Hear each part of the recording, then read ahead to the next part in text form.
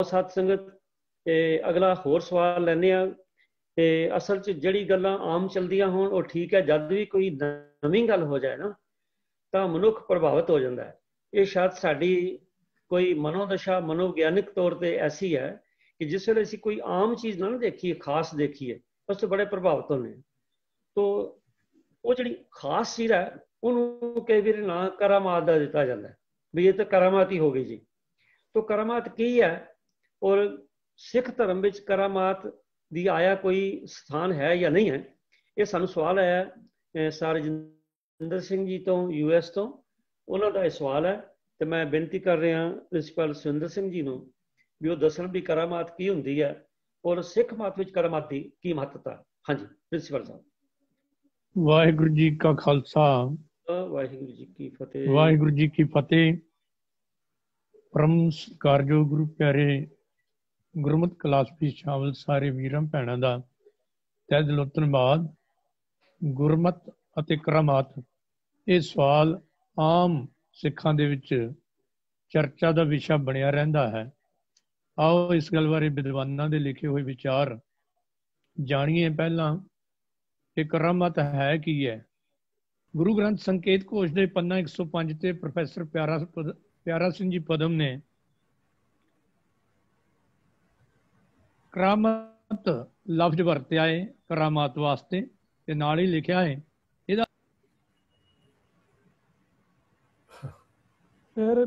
पैगंबर जां अवतारां दी पहली निशानी करामाती होना जरूरी करार दिता है। इस तो इलावा सिद्ध नाथ जोगी भी रिद्धियां सिद्धियां नौनिधां जां करामातां नूं प्राप्त करन विच अपनी सारी जिंदगी बर्बाद कर लेंदे हन। गुरमत विच करामात नूं कोई विशेष महत्ता नहीं दिती गई। ये याद रखना जिथे दूजे धर्मां विच करामातां दी विशेष महत्ता है उत्थे गुरमत करामातां नूं कोई महत्ता नहीं दिंदी। हाँ गुरबाणी गुरु साहिबान ने गुरबाणी दे विच करामात दी होंद तां मन्नी है पर अपने ते आई विपता नूं टालण लई जां किसी दूजे उत्ते धौंस जमाण लई करामातां दा सहारा लेना बिल्कुल गलत गरदानिया गया है। गुरु पातशाह दी पावन बाणी विच करामातां दी होंद नूं दर्शांदा होया गुरु नानक पातशाह दा यह शब्द राग माझ विच पन्ना 147 ते दर्ज है। पहरा अगन हिवै घर बांधा भोजन कराई कि जे मैं इतना करामाती भी हो जावां अग दे कपड़े पहन लवां बर्फ में जाके मैं घर बना लवां ते भोजन की थां ते लोहा खाना शुरू कर देवां सगले दुख पानी कर पीवां धरती हक चलाई सारे दुखों नूं पानी समझ के पी जावां ते धरती नूं हक के अगे ला लवां धरत राजी अंबर तोली पिछे टंक चढ़ाई भाव तकड़ी दे एक पल्ले विच रख के धरती ते आकाश नूं चार मासे दा चार छटांग दा बट्टा रख के तोल दवां फिर एवड बधा अपने कद नूं इतना वधा लवां कि धरती ते आकाश दे विच समावा नहीं मावा नहीं दा मतलब मैं समा ना सकां एडा उच्चा कद हो जावे सब सै नत्थ चलाई और सारियां दे नक विच नकेल पा के मैं धक देवां एता तान होवे मन अंदर करी भी आंख कराई मेरे च इन्नी ताकत आ जावे कि मैं अपनी मर्जी दे नाल जो चाह करा ते लोकां तो करावां पर फिर भी जेवड़ साहिब तेवड़ दाती दे दे करे रजाई वे जितना बड़ा वो साहिब अकाल पुरख वाहिगुरू है उहदियां दातां दा कोई अंत नहीं पा सकदा ते ओहदियां दातां अगे तो अगे हन जो अपने हुक्म दे विच दे के जे वो रजा विच रख लवे। अंतली गल सच्चे पातशाह कहंदे नानक नदर करे जिस उपर सच नाम वडियाई। ये सारियां करामातां तो वड्डी करामात तां यह है कि जिसनों अपने नाम की अपनी सिफत सलाह की दात बख्श दिंदा है ते सब तो वड्डी यही बख्शिश अकाल पुरख दी हुंदी है। ਬਿਨ ਨਾਵੇਂ ਪਹਿਨਣ ਖਾਣ ਸਭ ਬਾਦ ਹੈ। ਇੱਕ ਸਿੱਜੀ ਤੇ ਕਰਮਾਤ ਸਾ ਸਿੱਧ ਸਾ ਕਰਮਾਤ ਹੈ, ਚਿੰਤ ਕਰੇ ਜਿਸ ਦਾਤ। ਨਾਨਕ ਗੁਰਮੁਖਾਰ ਨਾਮ ਮਨ ਵਸੈ, ਇਹ ਸਿੱਧ ਇਹ ਕਰਾਮਾਤ। ਗੁਰੂ ਰਾਮਦਾਸ ਸੱਚੇ ਪਾਤਸ਼ਾਹ ਜੀ ਨੇ ਪੰਨਾ 650 ਤੇ ਇਹ ਪਾਵਨ ਬਚਨ ਦਰਜ ਕਰਕੇ ਕਿਹਾ ਹੈ ਕਿ ਜੇ ਕਿਸੇ ਨੂੰ 1000 ਵਾਰੀ ਫਿੱਟੇ ਮੂੰਹ ਕਹਿਣਾ ਹੋਵੇ ਤਾਂ ਤਿੱਗ ਸ਼ਬਦ ਵਰਤਿਆ ਜਾਂਦਾ ਹੈ। ਪਰ ਸੱਚੇ ਪਾਤਸ਼ਾਹ ਕਹਿੰਦੇ ਜੇ ਪ੍ਰਮਾਤਮਾ ਦਾ ਨਾਮ ਵਿਸਰ ਗਿਆ, ਮਾਨਵਤਾ ਦੀ ਸੇਵਾ ਭੁੱਲ ਗਈ, ਸਮਾਜ ਦੇ ਉੱਤੇ ਭਾਰ ਬਣ ਗਿਆ, ਕਰਾਮਾਤੀ ਬਣ ਕੇ ਘੁੰਮਦਾ ਰਿਹਾ, ਤਾਂ ਫਿਰ ਅਜਿਹੀ ਕਿਸੇ ਵੀ ਸ਼ਕਤੀ ਨੂੰ ਤਿਰਕਾਰ ਹੈ, 1000 ਵਾਰੀ ਫਿਟਕਾਰ ਹੈ। ਕਿਉਂਕਿ ਗੁਰੂ ਪਾਤਸ਼ਾਹ ਦੇ ਪਾਵਨ ਬਚਨ ਅਸੀਂ ਰੋਜ਼ਾਨਾ ਪੜ੍ਹਦੇ ਹਾਂ ਕਿ ਰਿੱਧ ਸਿੱਧ ਸਾ ਮੋਹ ਹੈ, ਨਾਮ ਨਾ ਵਸੈ ਮਨ ਆਏ। ਅਨੇਕਾਂ ਐਸੇ ਪ੍ਰਮਾਣ ਸਾਨੂੰ ਬਾਣੀ ਦੇ ਵਿੱਚ ਮਿਲ ਜਾਂਦੇ ਹਨ ਜਿੱਥੇ ਕਰਾਮਾਤਾਂ ਦੀ ਹੋਂਦ ਨੂੰ ਤਾਂ ਮੰਨਿਆ ਹੈ, ਪਰ ਉਹਨਾਂ ਦੀ ਵਰਤੋਂ ਭਾਈ ਸਾਹਿਬ ਭਾਈ ਗੁਰਦਾਸ ਜੀ ਕਹਿੰਦੇ ਨੇ ਤੰਤ ਮੰਤਰ ਰਸਾਇਣ ਕਰਾਮਾਤ ਕਾਲਕ ਲਪਟਾਏ। ਇਹ ਸਾਰੇ ਕਾਲਖ ਦੀ ਲਿਆਈਆਂ, ਕਲੰਕ ਦੀ ਨਹੀਂ ਆਈਆਂ। ਤੇ ਇੱਕ ਸਟੇਬੋ ਰੂਪ ਕਰ ਰੂਪ ਕਰੂਪੀ ਘਣੇ ਦਿਖਾਏ, ਕਲਯੁਗ ਅੰਦਰ ਭਰਮ ਭੁਲਾਏ। ਕਰਾਮਾਤਾਂ ਵਿੱਚ ਸਹਾਰਾ, ਕਰਾਮਾਤਾਂ ਦਾ ਓਟ ਆਸਰਾ ਤੱਕਣ ਵਾਲੇ ਬਸ ਕੇਵਲ ਭਰਮਾਂ ਤੱਕ ਹੀ ਸੀਮਤ ਰਹਿ ਕੇ ਆਪਣੀ ਜ਼ਿੰਦਗੀ ਦਾ ਲਕਸ਼ ਵੀ ਭੁੱਲ ਜਾਂਦੇ ਨੇ, ਇਹ ਜ਼ਿੰਦਗੀ ਵੀ ਅਜਾਈ ਗਵਾ ਲੈਂਦੇ ਨੇ। ਜੇ ਇਤਿਹਾਸ ਵੱਲ ਝਾਤੀ ਮਾਰੀਏ ਤਾਂ ਹਰ ਧਰਮ ਦੇ ਵਿੱਚ ਸਾਨੂੰ ਐਸੀਆਂ ਕਰਾਮਾਤਾਂ ਦਾ ਸਹਾਰਾ ਲੈਣ ਵਾਲੇ ਲੋਕਾਂ ਦੀ ਦੁਰਗਤੀ ਹੁੰਦੀ ਦਿਖੇਗੀ। ਸਭ ਤੋਂ ਪਹਿਲਾਂ ਬਾਬਰ ਦੇ ਹਮਲੇ ਸਮੇਂ ਜਗਤ ਗੁਰੂ ਨਾਨਕ ਪਾਤਸ਼ਾਹ ਨੇ ਅਹਿਮਦਾਬਾਦ ਦੀ ਧਰਤੀ ਤੇ ਰਾਜਨੀਤਿਕ ਲੋਕਾਂ ਨੂੰ ਕਿਹਾ ਵੀ ਤਿਆਰ ਹੋ ਜਾਓ, ਕਿਉਂਕਿ ਉਹ ਚੜ੍ਹ ਕੇ ਆ ਰਿਹਾ ਹੈ ਬਾਬਰ ਜਾਬਰ, ਉਹਦਾ ਮੁਕਾਬਲਾ ਨਹੀਂ ਤੁਸੀਂ ਕਰ ਸਕਣਾ। ਪਰ ਸੱਚੇ ਪਾਤਸ਼ਾਹ ਕਹਿੰਦੇ ਅਫਸੋਸ ਸ਼ਾਹਾਂ ਸੁਰਤ ਗਵਾਈਆਂ ਰੰਗ ਤਮਾਸ਼ੇ ਚ ਆਏ। ਬਾਬਰ ਬਾਣੀ ਫਿਰ ਗਈ, ਫਿਰ ਕੋਏ ਨਾ ਰੋਟੀ ਖਾਏ, ਕੋਇਰ ਨਾ ਰੋਟੀ ਖਾਏ, ਤੇ ਸ਼ਹਿਜ਼ਾਦਿਆਂ ਨੂੰ ਵੀ ਟੁਕੜਿਆਂ ਦੇ ਲਈ ਭਟਕਣਾ ਪਿਆ। ਸੱਚੇ ਪਾਤਸ਼ਾਹ ਨੇ ਧਾਰਮਿਕ ਆਗੂਆਂ ਨੂੰ, ਪਹਿਲਾਂ ਹਿੰਦੂ ਧਾਰਮਿਕ ਆਗੂ ਪੰਡਤ ਸੀ, ਉਹਨਾਂ ਨੂੰ ਕਿਹਾ ਪੰਡਤ ਜੀ ਕੋਈ ਉਦਮ ਕਰੋ, ਤੁਹਾਡੇ ਚੇਲਿਆਂ ਤੇ ਭੀੜ ਬਣਨ ਵਾਲੀ ਤੁਹਾਡੇ ਤੇ ਬਣਨ ਵਾਲੀ ਹੈ। ਤੇ ਅੱਗੇ ਕਾਜ਼ੀਆਂ, ਮੁਲਾਣਿਆਂ, ਜੋਗੀਆਂ ਨੇ ਸਾਰਿਆਂ ਨੇ ਇੱਕੋ ਗੱਲ ਕਹਿ ਦਿੱਤੀ, ਸੱਚੇ ਪਾਤਸ਼ਾਹ ਕੋਈ ਚਿੰਤਾ ਨਾ ਕਰੋ, ਅਸੀਂ ਐਸੇ ਮੰਤਰ ਪੜਾਂਗੇ ਕਿ ਜ਼ਾਲਮਨਾ ਹੋ ਜਾਏਗਾ। ਦੂਜਿਆਂ ਨੂੰ ਕਿਹਾ, ਕਹਿੰਦੇ ਜੀ ਐਸੇ ਮੰਤਰ ਪੜਾਂਗੇ, ਕਲਮਾ ਪੜਾਂਗੇ ਕਿ ਤੋਪਾਂ ਦੇ ਮੂੰਹ ਬੰਦ ਦਿੱਤੇ ਜਾਣਗੇ। ਤੇ ਵਹਿਮੀ ਭਰਮੀ ਐਸ਼ੋ ਇਸ਼ਰਤ ਵਿੱਚ ਪਏ ਰਾਜੇ ਮਹਾਰਾਜਿਆਂ ਨੇ ਵੀ ਕੀ ਕੀਤਾ? ਸੱਚੇ ਪਾਤਸ਼ਾਹ ਕਹਿੰਦੇ ਕੋਟੀ ਹੂੰ ਪੀਰ ਵਰਜ ਰਹਾਏ, ਜਾਂ ਮੀਰ ਸੁਣਿਆ ਧਾਇਆ। ਕਿੱਡੀ ਵੱਡੀ ਬੇਵਕੂਫੀ ਸੀ। ਇੱਕ ਪਾਸੇ ਤਕੜੀ ਫੌਜ, ਹਥਿਆਰਬੰਦ ਫੌਜ ਦਾ ਮੁਕਾਬਲਾ ਕਰਨ ਲਈ ਸਾਧ ਸੰਤ ਇਕੱਠੇ ਕਰ ਲਏ, ਜੇਲ੍ਹਾਂ ਵਿੱਚ ਬੰਦ ਕਰਕੇ ਰੱਖ ਲਏ। ਜਦੋਂ ਬਾਦਸ਼ਾਹ ਆਏਗਾ ਇਹਨਾਂ ਨੂੰ ਮੰਤਰ ਪੜਨ ਲਈ ਲਾ ਦਾਂਗੇ, ਇਹ ਕਲਮੇ ਪੜਨਗੇ ਤੇ ਆਪਣੇ ਆਪ ਅੰਨੇ ਹੋ ਜਾਣਗੇ। ਹੋਇਆ ਕਿ ਕੋਟੀ ਹੂੰ ਪੀਰ ਵਰਜ ਰਹਾਏ, ਜਾਂ ਮੀਰ ਸੁਣਿਆ ਧਾਇਆ। ਤਾਨ ਮੁਕਾਮ ਜਲੇ ਵਿੱਚ ਮੰਦਰ, ਮੁਛ ਮੁਛ ਕੋਈ ਰੁਲਾਇਆ, ਕੋਈ ਰੁਲਾਇਆ, ਕੋਈ ਮੁਗਲ ਨਾ ਹੁਆ ਅੰਧਾ, ਕਿਨੇ ਨਾ ਪਰਚਾ ਲਾਇਆ। ਸਤਿਗੁਰੂ ਨੇ ਇਤਿਹਾਸ ਘਟਨਾ ਦੇ ਕੇ ਸਾਨੂੰ ਦੱਸਿਆ, ਭਾਈ ਇਹ ਕਰਾਮਾਤਾਂ ਦੇ ਸਹਾਰੇ ਰਹਿਣ ਵਾਲੇ ਹਮੇਸ਼ਾ ਹੀ ਮੂੰਹ ਦੀ ਖਾਂਦੇ ਨੇ। ਵੈਸੇ ਵੀ 712 ਈਸਵੀ ਵਿੱਚ ਪਹਿਲਾ ਹਮਲਾਵਰ ਹਿੰਦੁਸਤਾਨ ਤੇ ਕੇਵਲ 117 ਬੰਦਿਆਂ ਨਾਲ ਚੜ੍ਹ ਕੇ ਆਇਆ ਸੀ। ਸਿੰਧ ਦਾ ਮਹਾਰਾਜਾ ਭਾਰੀ ਲਾਓ ਲਸ਼ਕਰ ਦੇ ਹੁੰਦਿਆਂ ਹੋਇਆਂ ਵੀ ਉਹਦੇ ਰਾਜਾ ਸੰਸੀ ਦੇ ਕਿਲੇ ਵਿੱਚ ਦੇਵੀ ਦਾ ਮੰਦਿਰ ਕੋਈ ਤੋਪ ਦਾ ਗੋਲਾ ਵੱਜ ਕੇ ਡਿੱਗ ਗਿਆ। ਝੰਡਾ ਜਿਹੜਾ ਸੀ ਦੇਵੀ ਦਾ, ਤੇ ਪੰਡਤਾਂ ਨੇ ਗੱਲ ਫੈਲਾ ਦਿੱਤੀ ਹੁਣ ਦੇਵੀ ਮਾਤਾ ਇੱਥੋਂ ਚਲੀ ਗਈ ਤੇ ਕਰਾਮਾਤਾਂ ਵੀ ਲੈ ਗਏ। ਰਾਜਪੂਤਾਂ ਨੇ ਲੜਨਾ ਛੱਡ ਦਿੱਤਾ ਔਰ ਭੱਜ ਗਏ ਮੈਦਾਨ ਦੇ ਵਿੱਚੋਂ ਕਿ ਦੇਵੀ ਮਾਤਾ ਜਾ ਚੁੱਕੀ, ਹੁਣ ਕਰਾਮਾਤ ਸਾਡੇ ਕੋਲ ਨਹੀਂ ਰਹੀ। ਹੋਇਆ ਕਿ ਉਹ ਹੀ ਮੁਹੰਮਦ ਬਿਨ ਕਾਸਿਮ ਜਿਹੜਾ 117 ਬੰਦੇ ਲੈ ਕੇ ਆਇਆ ਸੀ, ਕਰੋੜਾਂ ਅਰਬਾਂ ਖਰਬਾਂ ਦਾ ਸੋਨਾ ਚਾਂਦੀ ਲੁੱਟ ਕੇ ਨਾਲ ਹੀ 40,000 ਸੁੰਦਰ ਲੜਕੀਆਂ ਨੂੰ ਕੈਦ ਕਰਕੇ ਲੈ ਗਿਆ। ਗਜਨੀ ਤੇ ਬਗਦਾਦ ਦੇ ਵਿੱਚ ਟਕੇ ਟਕੇ ਨੂੰ ਵੇਚੀਆਂ। ਜਦ ਕਿ ਲਵ ਲਸ਼ਕਰ ਹੁੰਦਿਆਂ ਹੋਇਆਂ ਇਹ ਕਰਾਮਾਤਾਂ ਦੇ ਸਹਾਰੇ ਤੱਕਣ ਵਾਲਿਆਂ ਨੂੰ ਐਸੀ ਮੂੰਹ ਦੀ ਖਾਣੀ ਪਈ। ਦੂਜੀ ਉਦਾਹਰਨ ਮਹਿਮੂਦ ਗਜ਼ਨਵੀ 11ਵੀਂ ਸਦੀ ਦੇ ਵਿੱਚ ਆਇਆ ਹੈ ਤੇ ਸੋਮਨਾਥ ਦੇ ਮੰਦਿਰ ਤੇ ਹਮਲਾ ਕੀਤਾ। ਬੜੇ ਬੜੇ ਰਾਜੇ ਮਹਾਰਾਜੇ ਉੱਥੇ ਇਕੱਠੇ ਹੋਏ ਆਪਣੀਆਂ ਫੌਜਾਂ ਦੇ ਲੈ ਕੇ ਕਿ ਵਿਸ਼ਵਨਾਥ ਜੀ ਦੀ ਜਿਹੜੀ ਹੈ ਜਾਹੋ ਜਲਾਲ ਕਾਇਮ ਰੱਖਿਆ ਜਾਏਗਾ, ਮਰ ਮਿਟਾਂਗੇ। ਪਰ ਜਦੋਂ ਪੰਡਤਾਂ ਨੇ ਕਿਹਾ ਤੁਸੀਂ ਚਿੰਤਾ ਨਾ ਕਰੋ, ਐਸ਼ ਕਰੋ, ਅਸੀਂ ਵਿਸ਼ਵਨਾਥ ਜੀ ਨੂੰ ਖੁਸ਼ ਕਰਨ ਦੇ ਲਈ ਦੇਵਦਾਸੀਆਂ ਹਜ਼ਾਰਾਂ ਦੀ ਗਿਣਤੀ ਵਿੱਚ ਢੋਲਕ, ਛੈਣੇ, ਸ਼ੰਖ ਵਜਾ ਵਜਾ ਕੇ ਜਦੋਂ ਤੀਜਾ ਨੇਤਰ ਖੁੱਲ ਗਿਆ ਵਿਸ਼ਵਨਾਥ ਜੀ ਦਾ, ਤੇ ਉਹ ਆਪੇ ਹੀ ਅੰਨੇ ਹੋ ਜਾਣਗੇ, ਫੌਜ ਭੱਜ ਜਾਏਗੀ ਤੇ ਅਸੀਂ ਰੱਖਿਆ ਕਰਨ ਵਿੱਚ ਸਮਰੱਥ ਹੋਵਾਂਗੇ।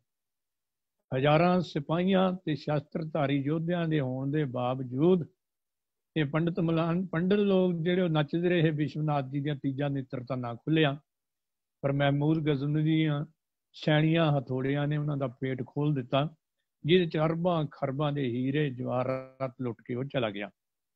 ਕੇਵਲ ਹਿੰਦੁਸਤਾਨੀ ਲੋਕ ਹੀ ਨਹੀਂ ਐਸੇ ਸਨ, ਈਸਾਈਆਂ ਦੇ ਇਤਿਹਾਸ ਵਿੱਚ ਵੀ 11ਵੀਂ ਤੇ 13ਵੀਂ ਸਦੀ ਵਿੱਚ ਸਲੀਬੀ ਜੰਗਾਂ ਜਿਹੜੀਆਂ ਲੜੀਆਂ ਗਈਆਂ, ਉਹ ਕਰਮ ਕਾਂਡਾਂ ਦੇ ਸਹਾਰੇ ਲੜਨ ਵਾਲਿਆਂ ਦਾ ਮੰਦਾ ਹਾਲ ਸਨ 1202 ਈਸਵੀ ਵਿੱਚ ਯਰੂਸ਼ਲਮ ਤੇ ਕਬਜ਼ਾ ਕਰਨ ਲਈ ਨਿਕੋਲਸ ਪਾਦਰੀ ਕਰਾਮਾਤਾਂ ਦੇ ਸਹਾਰੇ ਸਮੁੰਦਰ ਤੋਂ ਪਾਰ ਪੁੱਜਣ ਦਾ ਬਹਿਕਾਵਾ ਦੇ ਕੇ 50,000 ਸ਼ਰਧਾਲੂਆਂ ਨੂੰ ਇਕੱਠੇ ਕਰ ਲਿਆ।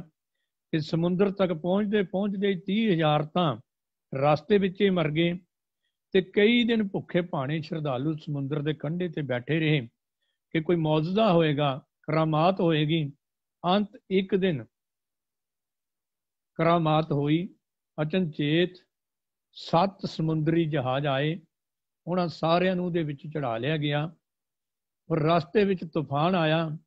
ਇਹ ਕਰਾਮਾਤਾਂ ਦੇ ਸਹਾਰੇ ਰਹਿਣ ਵਾਲੇ ਹਜ਼ਾਰਾਂ ਹੀ ਬੰਦੇ ਜਿਹੜੇ ਸਨ, ਉਹ ਸਮੁੰਦਰੀ ਜਹਾਜ਼ ਦੇ ਵਿੱਚ ਡੁੱਬ ਗਏ, ਤੇ ਜਿਹੜੇ ਜਾ ਕੇ ਮਿਸਰ ਦੇ ਕੰਢਿਆਂ ਤੇ ਲੱਗੇ, ਉਹ ਉਹਨਾਂ ਡਾਕੂਆਂ ਨੇ ਜਾ ਕੇ ਫਿਰ ਫੜ ਲਏ। ਦਰਅਸਲ ਉਹ ਡਾਕੂਆਂ ਦੇ ਜਹਾਜ਼ ਸੀ, ਜਿਨ੍ਹਾਂ ਨੂੰ ਉਹ ਕਰਾਮਾਤ ਸਮਝ ਕੇ ਚੱਲ ਰਹੇ ਸਨ। ਜੋ ਬੰਦਿਆਂ ਦਾ ਵਪਾਰ ਕਰਦੇ ਸੀ, ਸਾਰਿਆਂ ਨੂੰ ਗੁਲਾਮ ਬਣਾ ਕੇ ਵੇਚ ਦਿੱਤਾ। ਇਹ ਹਾਲ ਹੁੰਦਾ ਹੈ ਜਿਹੜੇ ਕਰਾਮਾਤਾਂ ਦੇ ਸਹਾਰੇ ਕੁਛ ਪ੍ਰਾਪਤ ਕਰਨਾ ਚਾਹੁੰਦੇ ਨੇ। ਇਹੋ ਹੀ ਕਾਰਨ ਸੀ ਜਗਤ ਗੁਰੂ ਨਾਨਕ ਪਾਤਸ਼ਾਹ ਜੀ ਨੇ ਆਪਣੀ ਪਾਵਨ ਬਾਣੀ, ਆਪਣੇ ਸਿਧਾਂਤਾਂ, ਆਪਣੇ ਜੀਵਨ ਇਤਿਹਾਸ ਦੇ ਵਿੱਚ ਇਹਨਾਂ ਕਰਾਮਾਤਾਂ ਦੇ ਸਹਾਰੇ ਰਹਿਣ ਵਾਲਿਆਂ ਨੂੰ ਝੰਜੋੜ ਕੇ ਜਗਾਇਆ। ਔਰ ਆਹ ਇਸ਼ਾਰੇ ਦੇ ਕੇ ਕਿ ਕੋਈ ਮੁਗਲ ਨਾ ਹੋਵਾ ਅੰਧਾਕੇ ਨੇ ਨਾ ਪਰਚਾ ਲਾਇਆ, ਸਾਡਾ ਮਾਰਗ ਦਰਸ਼ਨ ਕੀਤਾ ਹੈ। ਇਸ ਲਈ ਗੁਰਬਾਣੀ ਵਿੱਚ ਦਰਜ ਮਹਾਂਪੁਰਸ਼ਾਂ ਨਾਲ ਕੋਈ ਸੰਬੰਧਿਤ ਕਰਾਮਾਤਾਂ ਦਾ ਜ਼ਿਕਰ ਵੀ ਆਇਆ ਹੈ। ਪਰ ਇਹ ਗੱਲ ਚੇਤੇ ਰੱਖਣ ਵਾਲੀ ਕਿ ਗੁਰੂ ਪਾਤਸ਼ਾਹ ਨੇ ਕਿਹਾ ਸੀ ਕਿ ਜਦੋਂ ਆਤਮਾ ਤੇ ਪਰਮਾਤਮਾ ਇੱਕ ਮਿਕਤਾ ਹਾਸਲ ਕਰ ਲੈਣ, ਭਾਵ ਹਰ ਕਾ ਸੇਵਕ ਜੋ ਹਰ ਸੋ ਹਰ ਜਿਹਾ, ਭੇਦ ਨਾ ਜਾਣੋ ਮਾਨਸ ਜਿਹਾ। ਜਿਹੜੇ ਮਹਾਂਪੁਰਸ਼ ਸ੍ਰੀ ਗੁਰੂ ਗ੍ਰੰਥ ਸਾਹਿਬ ਜੀ ਦੀ ਬਾਣੀ ਵਿੱਚ ਦਰਜ ਜਿਨ੍ਹਾਂ ਦੀ ਬਾਣੀ ਹੈ, ਉਹ 35 ਦੇ 35 ਮਹਾਂਪੁਰਸ਼ਾਂ ਨਾਲ ਜੇ ਕੋਈ ਤੇ ਨਾ ਕਿਤੇ ਸੰਬੰਧਿਤ ਕਰਾਮਾਤਾਂ ਹਨ, ਜਿਹਨੂੰ ਅਸੀਂ ਕਰਾਮਾਤ ਕਹਿ ਦਿੰਦੇ ਹਾਂ, ਤਾਂ ਇਹਨੂੰ ਕਰਾਮਾਤ ਨਹੀਂ ਕਹਿਣਾ। ਕਿਉਂਕਿ ਜਿਵੇਂ ਇੱਕ ਜਾਦੂਗਰ ਜਿਹੜਾ ਛੋਟੇ ਛੋਟੇ ਟ੍ਰਿਕ ਦੱਸ ਕੇ ਲੋਕਾਂ ਨੂੰ ਪ੍ਰਭਾਵਿਤ ਕਰਦਾ ਹੈ, ਇੱਦਾਂ ਹੀ ਇਹ ਪਹਿਲੀ ਕੱਚੀ ਦੀਆਂ ਗੱਲਾਂ ਨੇ। ਪਰ ਗੁਰਮਤ ਇਨਸਾਨੀਅਤ ਨੂੰ ਬਹੁਤ ਉੱਚਾ ਲਿਜਾਣੀ ਚਾਹੁੰਦੀ ਸੀ। ਇਹ ਤਾਂ ਪਰਮੇਸ਼ਰ ਨੇ ਆਪਣੇ ਸੇਵਕਾਂ ਦੀ ਪੈਜ ਰੱਖਣ ਦੇ ਲਈ ਜੋ ਉਸ ਵੇਲੇ ਪਰਮਾਤਮਾ ਨੇ ਕੁਛ ਕੀਤਾ, ਇਹ ਪਰਮਾਤਮਾ ਦੀ ਬਖਸ਼ਿਸ਼ ਸੀ। ਜਿਵੇਂ ਗੁਰੂ ਪਾਤਸ਼ਾਹ ਕਹਿੰਦੇ ਨੇ, ਜਿਹੜਾ ਆਤਮਾ ਪਰਮਾਤਮਾ ਨਾਲ ਇੱਕ ਮਿਕਤਾ ਹੋ ਜਾਂਦੀ ਹੈ, ਦੁਨੀਆ ਦੀਆਂ ਸਾਰੀਆਂ ਜਿਹੜੀਆਂ ਸ਼ਕਤੀਆਂ, ਉਹਨਾਂ ਦੀ ਹਰ ਕਿਸਮ ਦੀ ਖੁਆਇਸ਼ ਪੂਰਨ ਕਰਨੀ, ਉਹ ਪਰਮਾਤਮਾ ਵਾਹਿਗੁਰੂ ਜੀ ਦਾ ਆਪਣਾ ਫਰਜ਼ ਬਣਦਾ ਹੈ। ਸਭ ਨਿਧਾਨ ਦਸ ਸਾਸ਼ਟ ਸਿਧਾਨ, ਠਾਕੁਰ ਕਰ ਤਲ ਧਰਿਆ। ਸਾਰੀਆਂ ਸ਼ਕਤੀਆਂ ਉਹਦੇ ਖੱਬੇ ਹੱਥ ਤੇ ਆ ਜਾਂਦੀਆਂ ਨੇ।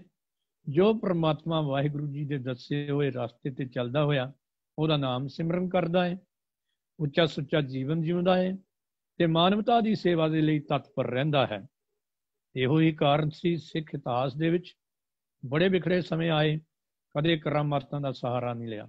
ਸਾਈਂ ਮੀਆਂ ਮੀਰ ਜੀ ਨੇ ਤੱਤੀ ਤਵੀ ਤੇ ਬੈਠੇ ਗੁਰੂ ਅਰਜਨ ਪਾਤਸ਼ਾਹ ਨੂੰ ਆਖਿਆ ਸੀ, ਸੱਚੇ ਪਾਤਸ਼ਾਹ ਤੁਸੀਂ ਤਾਂ ਤਰਲੋਕੀ ਦੇ ਮਾਲਕ ਹੋ, ਕਿਉਂ ਨਹੀਂ ਦੁਸ਼ਟਾਂ ਦਾ ਨਾਸ਼ ਕਰ ਦਿੰਦੇ? ਗੁਰੂ ਅਰਜਨ ਪਾਤਸ਼ਾਹ ਨੇ ਕਿਹਾ, ਸਾਈਂ ਜੀ ਉਹ ਸਾਰੀਆਂ ਦਾਤਾਂ ਦੇਣ ਵਾਲਾ ਜਦੋਂ ਅਕਾਲ ਪੁਰਖ ਵਾਹਿਗੁਰੂ ਆਪ ਹੀ ਹੈ, ਫਿਰ ਕਰਾਮਾਤਾਂ ਤਾਂ ਕਹਿਰ ਦਾ ਨਾਂ ਹੈ। ਇਹ ਵੀ ਇੱਕ ਗੁਰੂ ਨਾਨਕ ਪਾਤਸ਼ਾਹ ਦੀ ਅਨੋਖੀ ਕਰਾਮਾਤ ਹੋਵੇਗੀ ਕਿ ਉਹ ਲੋਕ ਜਿਹੜੇ ਡਰਦੇ, ਹਮ ਤੋਂ ਤੋਲਨ ਜਾਣੇ ਤਕੜੀ ਨੰਗੀ ਕਰਦ ਕਵੀ ਨੇ ਪਕੜੀ ਕਹਿੰਦੇ ਸਨ, ਉਹਨਾਂ ਦੇ ਵਿੱਚ ਇਹ ਸ਼ਕਤੀ ਭਰ ਦੇਣੀ ਕਿ ਉਹ ਲੋਕ ਬੰਦ ਕਟਾਉਣ ਦੇ ਲਈ, ਖੋਪਰੀਆਂ ਲਹਾਉਣ ਦੇ ਲਈ ਔਰ ਲਾਮਿਸਾਲ ਕਾਰਨਾਮੇ ਕਰਨ ਦੇ ਸਮਰੱਥ ਬਣਾ ਦਿੱਤੇ। ਨਹੀਂ ਤਾਂ ਛੇਵੇਂ ਪਾਤਸ਼ਾਹ ਦੇ ਦੋ ਸਾਹਿਬਜ਼ਾਦੇ ਸਿਰਫ ਕਰਾਮਾਤ ਦੱਸਣ ਕਰਕੇ ਉਹਨਾਂ ਨੂੰ ਸੰਸਾਰ ਚੋਂ ਜਾਣਾ ਪਿਆ। ਗੁਰੂ ਪਾਤਸ਼ਾਹ ਨੇ ਪ੍ਰਵਾਨ ਨਹੀਂ ਕੀਤੇ। ਸਤਵੇਂ ਪਾਤਸ਼ਾਹ ਗੁਰੂ ਹਰ ਰਾਏ ਜੀ ਨੇ ਆਪਣੇ ਵੱਡੇ ਸੁਪੁੱਤਰ ਬਾਬਾ ਰਾਮ ਰਾਏ ਜਿਹਨੇ ਕਹਿੰਦੇ ਨੇ 52 ਜਾਂ 72 ਕਰਾਮਾਤਾਂ ਔਰੰਗਜ਼ੇਬ ਦੇ ਦਰਬਾਰ 'ਚ ਦੱਸੀਆਂ, ਪਰ ਅਸਲੀ ਸਭ ਤੋਂ ਵੱਡੀ ਕਰਾਮਾਤ ਸੀ ਗੁਰਸੰਗਤ ਬਾਣੀ ਬਿਨਾ ਦੂਜੀ ਓਟ ਨਹੀਂ ਰਾਈ। ਜਦੋਂ ਉੱਥੋਂ ਫੇਲ ਹੋ ਗਿਆ ਤੇ ਅੱਜ ਤੱਕ ਉਹਦੇ ਬਾਈਕਾਟ ਦਾ, ਰਾਮ ਰਾਈਆਂ ਦੇ ਬਾਈਕਾਟ ਦਾ ਸੱਦਾ ਪੰਜ ਪਿਆਰੇ ਸਾਹਿਬਾਨ ਦਿੰਦੇ ਨੇ। ਨੌਵੇਂ ਪਾਤਸ਼ਾਹ ਨੂੰ ਕਿਹਾ ਸੀ ਜਾਂ ਕਰਾਮਾਤ ਦੱਸੋ ਤੇ ਜਾਂ ਧਰਮ ਤਬਦੀਲ ਕਰੋ ਜਾਂ ਜਾਨ ਬਚਾ ਲਓ। ਗੁਰੂ ਤੇਗ ਬਹਾਦਰ ਜੀ ਨੇ ਆਖਿਆ ਸੀ ਔਰੰਗਜ਼ੇਬ ਜਾਂ ਪੀਰ ਬਹਾਉਦੀਨ ਜੀ, ਇਹ ਗੱਲ ਯਾਦ ਰੱਖੋ ਕਿ ਕਰਾਮਾਤ ਕਹਿਰ ਦਾ ਨਾਂ ਹੈ, ਅਸੀਂ ਜਾਨ ਕੁਰਬਾਨ ਕਰਨ ਲਈ ਤਿਆਰ ਹਾਂ। ਦਸਵੇਂ ਪਾਤਸ਼ਾਹ ਆਨੰਦਗੜ੍ਹ ਦੇ ਕਿਲੇ 'ਚ ਖੜੇ ਸਨ। ਸੈਦ ਖਾਨ ਨੂਰਪੁਰ ਬੇਦੀ ਵਿਖੇ ਬੈਠਾ ਹੋਇਆ ਤਾਸ਼ ਖੇਡ ਰਿਹਾ ਸੀ। ਜਿਹੜਾ ਗੁਰੂ ਗੋਬਿੰਦ ਸਿੰਘ ਜੀ ਮਹਾਰਾਜ ਦਾ ਸੀਸ ਲੈਣ ਨਜ਼ਰ ਆਇਆ, ਗੁਰੂ ਪਾਤਸ਼ਾਹ ਨੇ ਇੱਕ ਤੀਰ ਨਾਲ ਚਿੱਠੀ ਲਿਖੀ ਤੇ ਉਹ ਜਾ ਕੇ ਸਿੰਬਲ ਦੇ ਬੂਟੇ ਵਿੱਚ ਵੱਜੀ। ਚਿੱਠੀ ਉਤਾਰੀ, ਹੈਰਾਨ ਹੋ ਗਿਆ, ਕਹਿੰਦਾ ਗੁਰੂ ਕਰਾਮਾਤੀ ਜਾਂ ਨੁਕਰਾਹ ਕਰਦੀ ਦੂਜੀ ਚਿੱਠੀ ਗਈ ਹੈ। ਜਿਹਦੇ ਨਾਲ ਚਿੱਠੀ ਸੀ ਕਰਾਮਾਤ ਨਹੀਂ, ਸਾਡਾ ਕਰਤੱਵ ਹੈ। ਤੇ ਫਿਰ ਮਨ 'ਚ ਸੋਚਿਆ ਜੇ ਗੁਰੂ ਇਤਨਾ ਹੀ ਮਹਾਨ ਹੈ ਤਾਂ ਮੇਰੇ ਨਾਲ ਇਕੱਲੇ ਨਾਲ ਲੜੇ। ਸੋਚਦਾ ਆ ਰਿਹਾ, ਕੱਟ ਕੇ ਅੰਤਰ ਕੀ ਜਾਨ ਦਸ਼ਮੇਸ਼ ਪਿਤਾ ਜੀ ਫੌਜਾਂ ਨੂੰ ਪਿਛਾਂ ਹਟਾ ਦਿੱਤਾ। ਜਾ ਕੇ ਲਲਕਾਰਾ ਮਾਰਿਆ, ਸੈਦ ਖਾਨ ਤੇ ਵਾਰ ਪਹਿਲਾਂ ਤੂੰ ਕਰ ਲੈ, ਕਿਤੇ ਮਨ ਦੀਆਂ ਮਨ ਵਿੱਚ ਨਾ ਰਹਿ ਜਾਣ। ਪਰ ਉਹੀ ਸੈਦ ਖਾਨ ਜਿਹੜਾ ਸੀ ਇੰਨਾ ਪ੍ਰਭਾਵਿਤ ਹੋਇਆ, ਉਹਨੇ ਇੱਕ ਗੱਲ ਚੀਕ ਕੇ ਆਖੀ, ਖੁਦਾ ਆਇਦ, ਖੁਦਾ ਆਇਦ, ਮੈਂ ਆਇਦ ਖੁਦਾ ਬੰਦਾ, ਹਕੀਕਤ ਦਰਮਿਜ਼ਾਜ ਆਇਦ ਕਿ ਮੁਰਦੇ ਰੱਖੁਨਤ ਜਿੰਦਾ। ਉਹ ਲੋਕੋ, ਦੁਨੀਆ ਨੂੰ ਪੈਦਾ ਕਰਨ ਵਾਲਾ ਖੁਦਾ ਗੁਰੂ ਗੋਬਿੰਦ ਸਿੰਘ ਦਾ ਰੂਪ ਧਾਰਨ ਕਰਕੇ ਆ ਗਿਆ ਤੇ ਮੇਰੇ ਵਰਗੇ ਮੁਰਦਿਆਂ ਨੂੰ ਜਿਉਂਦਾ ਕਰਨ ਦੇ ਲਈ। ਐਸੇ ਮਹਾਨ ਸਤਿਗੁਰੂ ਪਹਿਲੀ ਜੋਤ ਗੁਰੂ ਨਾਨਕ ਪਾਤਸ਼ਾਹ ਨੇ ਜਦੋਂ ਸਿੱਧਾ ਨੇ ਪੁੱਛਿਆ ਸੀ, ਫਿਰ ਪੁੱਛਣ ਸਿੱਧ ਨਾਨਕਾ ਤੋ ਜਗ ਨੂੰ ਕਿਆ ਕਰਮਾਤ ਦਿਖਾਈ, ਕੁਝ ਦਿਖਾ ਲਿਆ ਸਾਨੂੰ, ਤੂੰ ਕਿਉਂ ਢਿੱਲ ਜਿਹੀ ਲਾਈ। ਬਾਬਾ ਆਖੇ ਨਾਥ ਜੀ ਅਸਾਂ ਵੇਖੇ ਜੋਗੀ ਵਸ ਨਾ ਕਾਈ, ਗੁਰ ਸੰਗਤ ਬਾਣੀ ਬਿਨਾ ਦੂਜੀ ਓਟ ਨਹੀਂ ਹੈ ਰਾਈ। ਗੁਰੂ ਕੀ ਸੰਗਤ ਤੇ ਗੁਰੂ ਕੀ ਬਾਣੀ ਦੀ ਗੱਲ ਆਖ ਕੇ ਸੱਚੇ ਪਾਤਸ਼ਾਹ ਨੇ ਗੁਰੂ ਗ੍ਰੰਥ ਤੇ ਗੁਰੂ ਪੰਥ ਦੀ ਨੀਂਹ ਉਸੇ ਵੇਲੇ ਰੱਖ ਦਿੱਤੀ ਸੀ ਜਿਸ ਗੁਰੂ ਪੰਥ ਨੇ ਗੁਰੂ ਗ੍ਰੰਥ ਸਾਹਿਬ ਦੀ ਰੋਸ਼ਨੀ ਦੇ ਵਿੱਚ ਹਿੰਦੁਸਤਾਨ ਦੇ ਇਤਿਹਾਸ ਦੀ ਧਾਰਾ ਬਦਲ ਕੇ ਰੱਖ ਦਿੱਤੀ।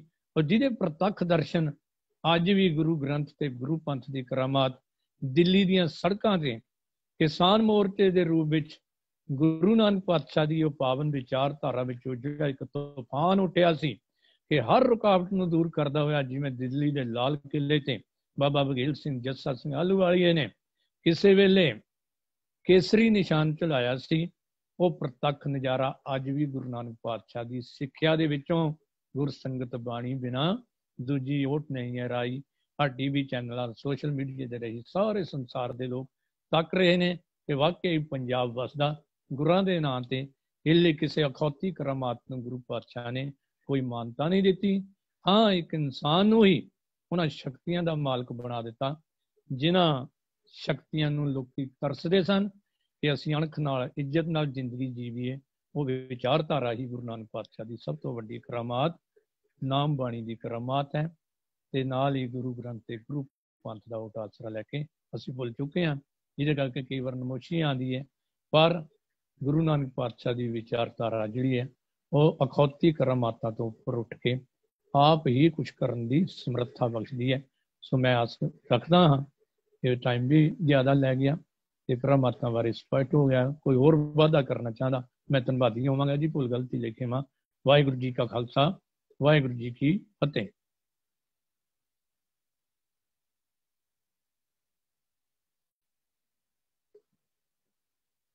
ਅਨਮਿਊਟ ਕਰੋ ਵੀਰ ਰਾਜਾ ਸਿੰਘ ਜੀ। ਬਹੁਤ ਵਿਸਥਾਰ ਨਾਲ ਪ੍ਰਿੰਸੀਪਲ ਸਾਹਿਬ ਨੇ ਇਸ ਟੌਪਿਕ ਨੂੰ ਨਿਭਾਇਆ, ਬਹੁਤ ਬਹੁਤ ਧੰਨਵਾਦ ਹੈ ਜੀ। ਸਾਧ ਸੰਗਤ ਮੈਂ ਬੇਨਤੀ ਕਰਦੇ ਹਾਂ, ਗੁਰੂ ਨਾਨਕ ਪਾਤਸ਼ਾਹ ਜੀ ਦਾ ਜੋ ਮਤ ਹੈ ਉਹ ਤਾਂ ਕੇਵਲ ਸੁਕ੍ਰਿਤ ਕਰਨੀ ਔਰ ਇੱਕ ਅਕਾਲ ਪੁਰਖ ਵਾਹਿਗੁਰੂ ਤੇ ਵਿਸ਼ਵਾਸ ਰੱਖਣ ਦਾ। ਪਰ ਸਾਡੇ ਕਈ ਸੰਪਰਦਾਵਾਂ ਜਾਂ ਕਈ ਹੋਰ ਐਸੇ ਸਿੱਖ ਪੰਥ ਵਿੱਚ ਹੈ ਨੇ ਪੁਰਸ਼ ਜਿਹੜੇ ਕਈ ਕਰਾਮਾਤੀ ਗੱਲਾਂ ਕਰਕੇ ਸੰਗਤਾਂ ਨੂੰ ਪ੍ਰਭਾਵਿਤ ਕਰਦੇ ਨੇ। ਔਰ ਮੈਂ ਜਿਸ ਤਰ੍ਹਾਂ ਸ਼ੁਰੂ 'ਚ ਬੇਨਤੀ ਕੀਤੀ ਸੀ, ਜਿਸ ਵੇਲੇ ਅਸੀਂ ਕੋਈ ਹਟਵੀਂ ਗੱਲ ਦੇਖੀਏ ਆਮ ਨਾਲੋਂ, ਅਸੀਂ ਇੱਕਦਮ ਉਧਰ ਖਿੱਚੇ ਜਾਂਦੇ। ਤੋ ਸਭ ਤੋਂ ਵੱਡੀ ਕਰਾਮਾਤ ਤਾਂ ਇਹੀ ਹੈ ਕਿ ਸਾਨੂੰ ਇਹ ਮਨੁੱਖਾ ਜਨਮ ਮਿਲਿਆ ਜਿਹੜਾ ਸਾਰੀਆਂ ਦੁਨੀਆਂ ਦਾ ਸ੍ਰੇਸ਼ਟ ਹੈ। ਇਸ ਤੋਂ ਵੱਡੀ ਹੋਰ ਕੋਈ ਕਰਾਮਾਤ ਸਾਨੂੰ ਲੱਭਣ ਦੀ ਲੋੜ ਨਹੀਂ। ਲੋੜ ਹੈ ਅਕਾਲ ਪੁਰਖ ਵਾਹਿਗੁਰੂ ਜੀ ਦੇ ਇੱਕ ਉਸ ਓਟ ਆਸੇ ਨਾਲ ਆਪਣਾ ਜੀਵਨ ਬਤੀਤ ਕਰਨ ਦੀ, ਨਾ ਕਿ ਇਹੋ ਜਿਹੀਆਂ ਕਰਾਮਾਤਾਂ ਜਾਂ ਦੂਜੀਆਂ ਤੀਜਾਂ ਚੀਜ਼ਾਂ ਪਿੱਛੇ ਨੱਠਣ ਦੀ ਲੋੜ ਨਹੀਂ। ਜੋ ਕੁਝ ਵਾਹਿਗੁਰੂ ਜੀ ਨੇ ਲਿਖਿਆ, ਸਾਡੀ ਪ੍ਰਾਲਬਧ ਵਿੱਚ ਲਿਖਿਆ, ਉਹੀ ਮਿਲਣਾ। ਸਾਨੂੰ ਬਹੁਤਾ ਭਟਕਣ ਦੀ ਲੋੜ ਨਹੀਂ।